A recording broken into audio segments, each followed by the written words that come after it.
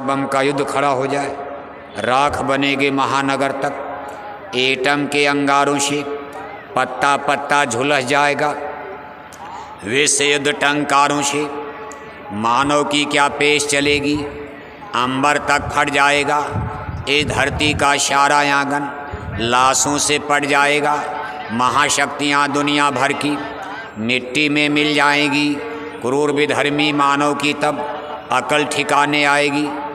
गुरु महाराज का एक वचन है कि लाशें पड़ी सड़े घर घर में, उठाने वाले मिलेंगे न यार, जमाना बदलेगा, कहें जय गुरुदेव पुकार, जमाना बदलेगा, वर्षा सूखा पड़े अकाल, जमाना बदलेगा, सुनते जाना सभी नर नार, जमाना बदलेगा, दिल में हमारे दर्द है तुम्हारा, सुनते तो जाओ संदेशा हमारा, हमने तुम्हारे लिए जलसे रचाए, गलियों गली में खूब पर्चे बटाए, अब मानो न मानो ये मर्जी तुम्हारा, सुनते तो जाओ संदेशा हमारा, मान जाओगे ठीक, नहीं मानोगे तो दूसरा विकल्प आ रहा है, राख बनेगे महानगर तक, एटम के अंगारों से संसार में न्यूक्लियर पावर का प्रयोग होगा, जिसको परमाणु बम कहा जाता।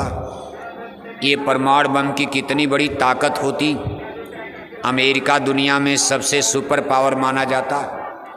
अमेरिका का 2 परमाणु बम भारत के सबसे बड़े सुपर सिटी बम्बई पर डाल दिया जाए तो 2-3 घंटे के अंदर बम्बई का चेहरा लहूलुहान खूनी हो जाएगा।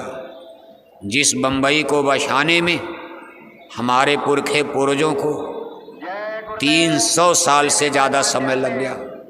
मुग़ल सम्राट औरंगजेब के ज़माने में यूरोप के व्यापारी ब्रिटानिया, ये सब लोग भारत में आते हैं।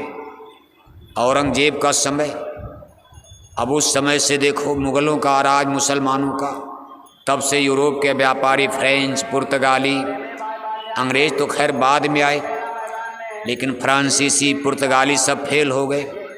अंत में ब्रिटानिया हुकूमत, अंग्रेज़ों ने कब्जा जमाया और भारत गुलाम बन गया उनका। और इसके बाद फिर बम्बई का डेवलप, भारत का पहले सुपर सिटी कलकत्ता माना जाता था। सबसे बड़ा शहर भारत का कलकत्ता था मुसलमानी राज में, अंग्रेज़ों के शुरुआती दौर में। लेकिन अंग्रेज़ों के राज में धीरे धीरे एक अच्छा बंदरगाह के कारण जब बड़े बड़े जहाज़ और हवाई जहाज़ का आविष्कार हुआ, तब बम्बई का डेवलप प्रारंभ हो जाता। ये जगह अंग्रेज़ों को अच्छी लगी क्योंकि अंग्रेज़ पश्चिम से आते थे।